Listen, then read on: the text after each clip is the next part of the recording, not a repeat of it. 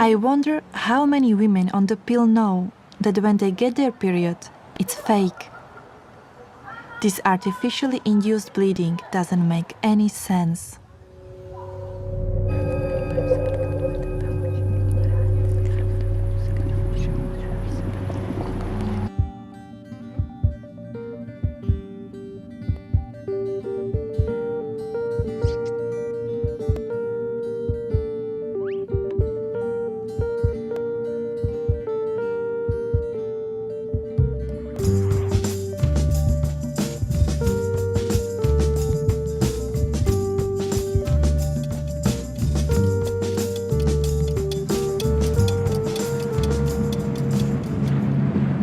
The other thing I'm concerned about with young girls taking the pill is before they really know themselves, before they really know who they are, they're having a very strong chemical acting in their body that will also act on their mind as they're developing through adolescence and through their teen and early adult years, before they really know who they are. So if they're having mood changes, mood disorders or depression or low-level depression as a result of the pill, if it's interfering with their libido, which is a very common symptom, they won't know because they won't have the comparison of being an adult having had that.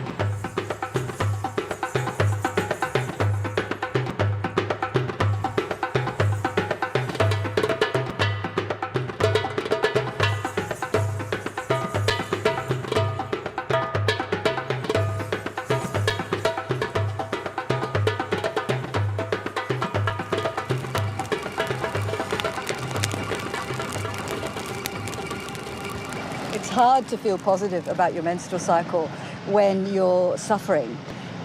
Part of the suffering is because we don't know how to value the cycle.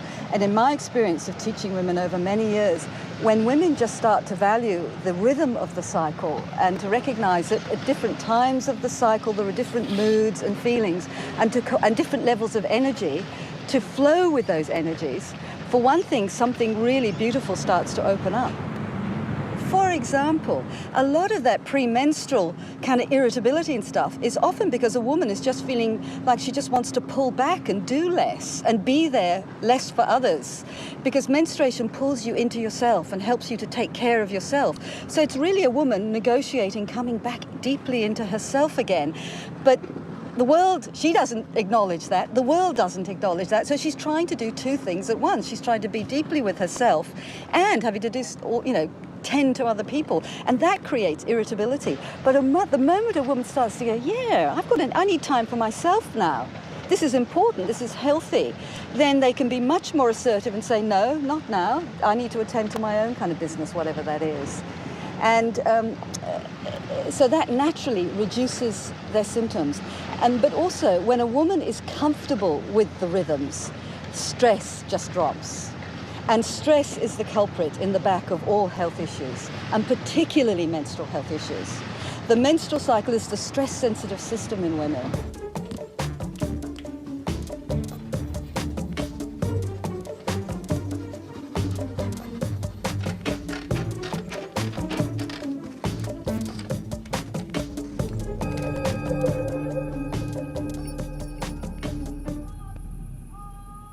The moment of truth is the moment of menstruation. And I think it's because, despite people having physical pain and distress, it's just probably the most powerful moment in our lives. And it is very analogous in many ways to birth. I mean, that's why some of the pains are like birth pangs. But the thing that's being given birth to is a new you. You're giving birth to yourself. I mean, we've got every month, a menstruating woman has the choice to conceive and have a child and devote 20 years of your life, or you have a chance to give birth to yourself. But birth can be very difficult and painful, and it's giving birth to yourself and making a new life yourself is offered to us every month, and it can be an enormous gift. But sometimes being given huge possibility is also scary.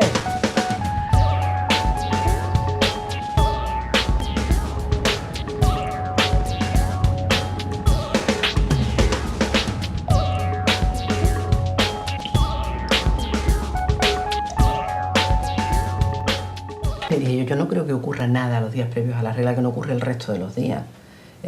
Lo que pasa es que si yo tengo un problema que voy arrastrando a lo largo de todo el mes, a lo mejor los días antes de la regla estoy como más susceptible, es como hasta aquí llegué. Entonces, ayer te lo aguanté y hoy no te lo aguanto. Pero tengo razón en lo que te estoy discutiendo. O sea, no me van a quitar la razón porque es que mañana me va a bajar la regla. Y esto que está ocurriendo es por efecto hormonal. No. Yo estoy discutiendo porque llevo 5 días callándome. Hoy es el 6º y las hormonas me están ayudando a decirte lo que hace 5 días no era capaz de decir. Entonces, la regla en esos casos se convierte también en una forma de quitarnos la razón o de quitarnos importancia, ¿vale? Y nosotras por lo menos no debemos de permitir que eso ocurra. We are more vulnerable at that time. It's like the veil between our conscious and our unconscious is thinner. And so the things that we normally repress come through at that time. And you know, women say, oh, I'm not myself right now and I'm premenstrual. I go, actually, you're more yourself than you have ever been.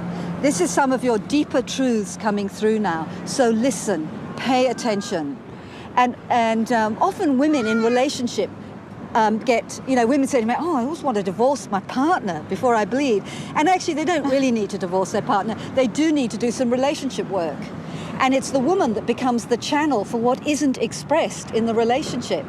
So I really encourage women not to dismiss what's coming up from them. There's real intelligence there. It's her emotional intelligence system at work, and that she should pay attention and deal with the issues that are coming up.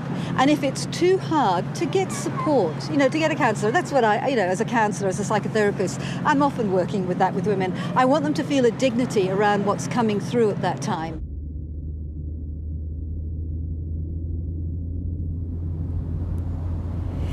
For me, at first it meant pain and annoyance, and then as I explored it, it became very dynamic, important, visionary, sexualizing, liberating, and spiritual part of my life. And I felt I was a whole person because it was central in my life.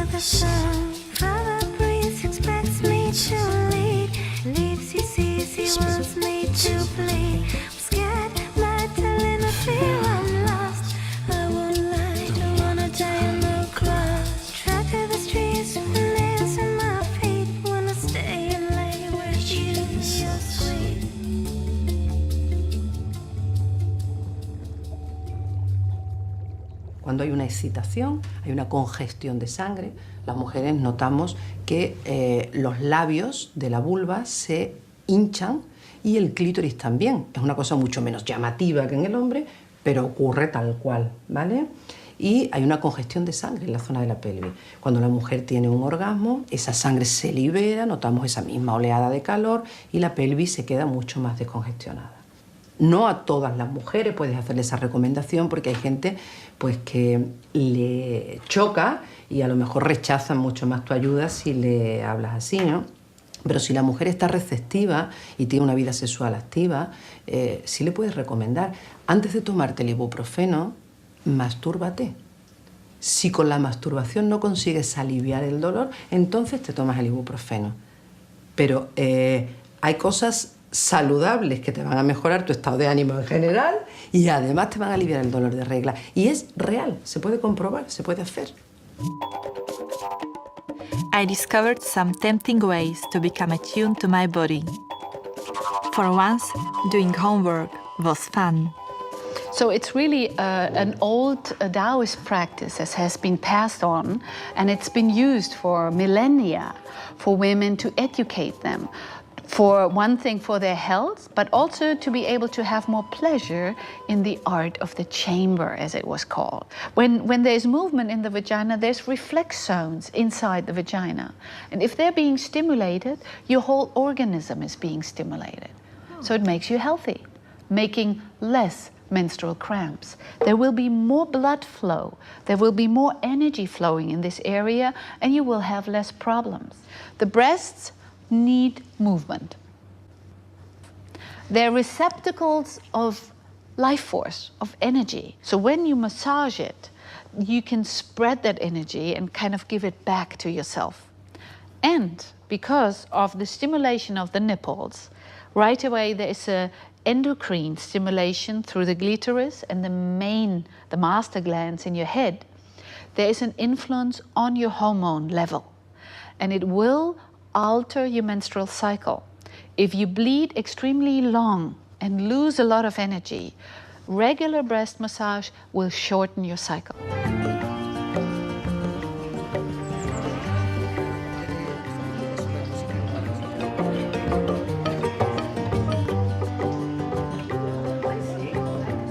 Pues me ha hecho conectar con mi niña pequeña, la cual bailaba todo el día sin parar. Y ese recuerdo no lo tenía ya, ¿no? Me ha hecho conectar con la risa, que antes me reía menos, yo creo, ahora me río más. Me he fijado en la feminidad de mi hija de 4 años, de todos los gestos que yo tengo que aprender otra vez y mirarme al espejo a ver si... Voy a intentar que ella no lo pierda y hacerlo que crezca para que no sea mayor y llegue a donde yo y tenga que hacer otras cosas, ¿no?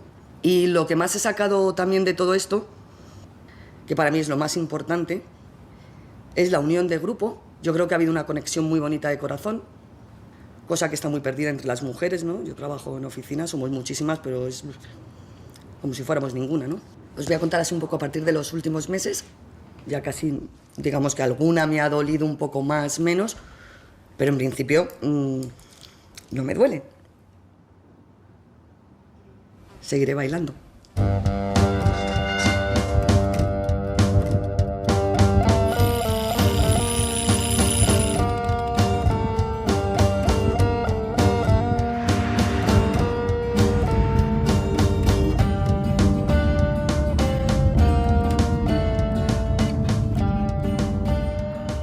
We are not always same. We are like moon, full and emptying out. And that there's something on movement and time and flow of time and interior flow that is very precious, I think.